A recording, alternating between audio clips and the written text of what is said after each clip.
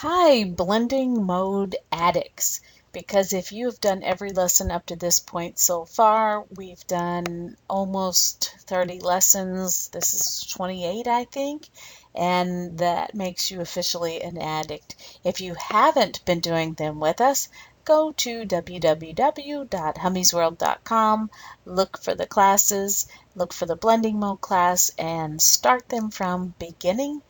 And I think it's great because you want to learn each one of them. So go through them in order. They build on each other and you learn as we play. If you have made it this far, welcome back, you addict. Blending mode addict. You've got a name now. This lesson is on the is to soften with blending modes. And here is my image, my final image that I have made that's all soft and just, I love it when it feels so relaxing and calm and just kind of shouts, you know, beautiful, beautiful.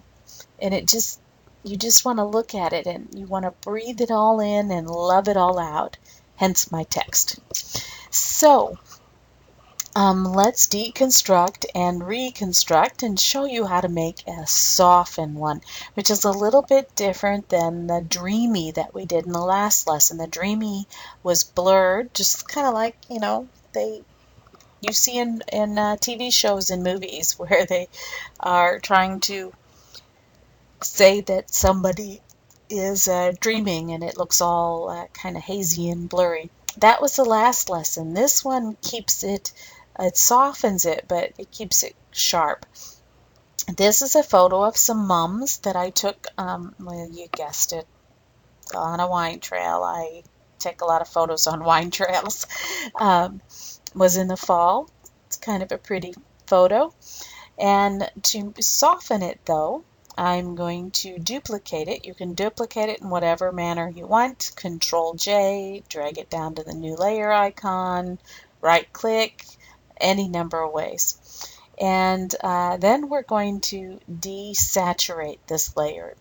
Now, in course 2 at Hummy's World, one of the beginning ones is a tinting tutorial. And in the tinting tutorial, it gives you maybe 4 or 5 different ways of desaturating a photo. So go look at that lesson if you need help on desaturating and ask, and I will give you a link to it if I haven't already. So I am going to show you 2 ways of desaturating. You can hit Control U and just move the saturation down. Now that desaturates it, and that might work perfectly fine depending on what you're going for with your image. But I like to make my black and whites pop with more contrast. So my favorite way to do this is to get a new adjustment layer for a gradient map and then choose the black to white gradient map. Let me kind of tuck this out of the way here. And you can see already it's got more contrast, and you could just do it just like this, but if you grab these sliders down here, you can see how this is just making it pop all that much more. You can grab this slider and make your darks really dark if you wanted. I left mine. It depends on your image and how much you want. I mean, we could really make it pop, but then you're taking out some of the lines there, and I don't remember where I stopped, but somewhere in here. And I don't know why this thing seems like I fix it. Auto show hidden panels. No. Anyway, it drives me nuts always popping that out. So now that I have my gradient map over this layer, I'm going to right click and choose merge down.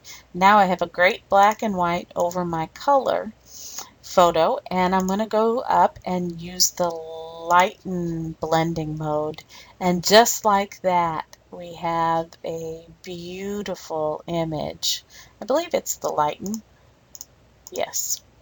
So it's already softened some, but I'm going to go ahead and lower the opacity and bring back some more of that color. And about right in here, it looks just beautiful. It looks so, I can't describe it. Yeah, just makes you feel good. Now I could keep going all the way down and I get my orange back. I could, if I wanted a little bit more orange, I could go down pretty far to get that orange to come back, and it's still softer. But for me, um, right in here somewhere just did it for me. It was like, wow, now that's soft. Here's before and after. And you see it isn't blurred. It keeps everything sharp, but makes it feel soft. I am going to delete that layer we just made and keep my original. And there it is. And then I added my text, and I have said this with other lessons, but I just want to repeat it because I want this to be a standalone lesson for your text. Now you could do really cool typography if you're into typography. I'm not that great at typography, but you do want your text to be readable. And to do that, you have to have your actual text color to be either really dark or really light, and then a border around it to be just the opposite. So if you have, in my instance here, I have a dark text that I got out of this green back here so it would match, and then I have a light border out of the flower. I could have done it reversed, but being as this starts on the green, I wanted it, I thought it was more readable this way. Now here's the download that we are going to use, and this is back to its normal blending mode. So I'm going to give you this texture for this lesson. I think this is lesson 29 because it's texture 28. The numbers are off by one. And because the introduction lesson didn't have a texture. And so you'll remember back when we were learning more about each of the textures that if you have black in some of the blending modes, that it does not make any changes to the photo, but that the white will for that particular blending mode. And so that's why when you get textures like this or opposite of it, depending on what you're doing, you could just hit Control I and it would invert it white and black, and you could use the opposite blending modes. But anyway, this is just kind of yummy, just like this. So it's going to, the black is just going to kind of blend right into our photo, and the white is going to leave a grungy border. And I'm going to go straight to the screen blending mode, and whammo, look at that. Isn't that gorgeous? Before and after. So it left the white and everything else blended in. It made it even kind of softer. Made it a little bit dreamy. Always hit save.